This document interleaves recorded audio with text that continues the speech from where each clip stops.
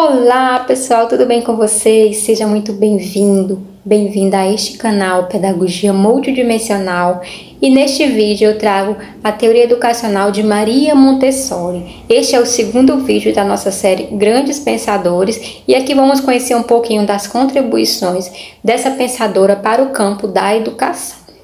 Bem, vamos nessa? Quem foi Maria Montessori? Maria Montessori ela foi uma educadora, uma médica e uma pedagoga. Ela nasceu em Chiaravalle, Itália. Ela foi a primeira mulher a se formar em medicina no seu país. Imagine só a revolução que ela provocou. A primeira mulher a ousar cursar medicina. Então, Maria Montessori ela se destacou, em diferentes campos. Na época, a educação tradicional não levava em consideração as necessidades da criança. Então, Maria Montessori, ela, de certa forma, revolucionou o modo de ver a criança, o seu desenvolvimento, pensando que a criança ela tem uma aptidão inata para aprender. Então, a criança ela só precisa ter as condições necessárias, os estímulos certos para que ela possa se desenvolver. A educação italiana, ela seguia os princípios das correntes do iluminismo e do positivismo. Então, o conhecimento era enciclopédico, ou seja, era uma educação muito tradicional, em que o papel de educar estava no educador e a criança era vista como um ser que precisava ser moldada. Era papel do mestre moldar a mente infantil. Então, percebe-se que a criança ela não tinha voz nesse sentido, Ela somente era um ser passivo nesse processo. Maria Montessori, após ser convidada a trabalhar com crianças consideradas anormais, desenvolveu inúmeras pesquisas, ela fazia observações dessas crianças e ela trouxe um novo olhar, novas práticas que de certa forma foram vistas como exitosas, Ela conseguiu desenvolver essas crianças e o método foi difundido para outras crianças que eram consideradas normais. Então o método Montessori, ele veio justamente para quebrar com os modos de educar daquela época. Então, alguns pilares que a gente pode considerar nesse método de Maria Montessori. Vamos lá, vamos conhecer. Então nós temos aqui alguns pilares que permeiam a teoria educacional de Maria Montessori, o modo de ver a aprendizagem e o desenvolvimento da criança. Maria Montessori, ela percebe de início as necessidades da criança, o ser criança. Ela percebe a capacidade inata de aprender da criança, que só precisa ter os estímulos corretos para que ela possa se desenvolver. E ela apresenta 3 pilares que são imprescindíveis nesse processo de desenvolvimento, que é a individualidade, a atividade e a liberdade. Liberdade porque a criança ela vai estar livre para se autoeducar, ela vai estar num processo de descobrimento, então ela vai manusear materiais, ela vai interagir com o meio, com o ambiente, e aí ela vai se desenvolver. Então essa liberdade ela é muito importante no processo de desenvolvimento infantil.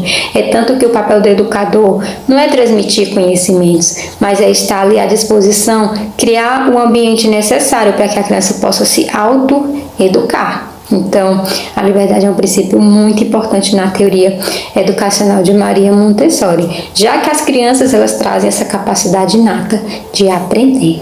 Então, atividade e também individualidade, A criança ela é percebida no seu ritmo, ela é percebida nas suas necessidades, Cada criança tem um modo de aprender e ela tem um ritmo também, Então, ela pensou, ela observou que o ambiente ele influi muito nesse processo. Então, o ambiente ele precisa estar adequado para essa criança. É tanto que hoje a gente vê resquícios dessa concepção que, por exemplo, a mobília ela precisa estar adaptada ao tamanho da criança. Além disso, a disposição das prateleiras, onde vai ter materiais, livros que possam estar ao alcance dessa criança. Outro ponto que ela entende que é importante, os estímulos e os materiais concretos, Ela colocou que as crianças elas gostam muito de trabalhar com materiais de encaixe, né, materiais sensoriais, né, que a criança possa estar manuseando, né, porque conforme ela pensava, conforme ela entendia, o caminho do intelecto passa pelas mãos. Então a criança, ela, nesse brincar, né, que ela desenvolve, ela acaba por aprender e se desenvolver nesse processo. Além disso, ela compreende a autoeducação e a autodisciplina. Então, é necessário que se estabeleça, que se organize um ambiente adequado para essa criança, que tenha os estímulos necessários para que ela possa, de fato, se autoeducar, se autodisciplinar. Então, ela percebe que é uma capacidade inata de aprender, que a criança traz e que o adulto ele precisa estar preparado para mediar esse processo, né? Não é que o adulto vá transmitir conhecimentos para essa criança, mas ele vai estar ali à disposição, organizar o ambiente de forma que a criança possa fluir no seu processo de desenvolvimento. E então eu vou deixar aqui a indicação de 3 livros para que vocês possam se aprofundar mais na teoria educacional dessa pensadora. O primeiro livro é A Descoberta da Criança, Pedagogia Científica. O segundo livro é A Mente da Criança, Mente Absorvente. E por último, eu indico aqui O Segredo da Infância. Espero que vocês tenham gostado e sigam o canal para vocês acompanhar os próximos pensadores que eu vou trazer aqui para a gente refletir sobre a teoria educacional e pensar uma nova educação.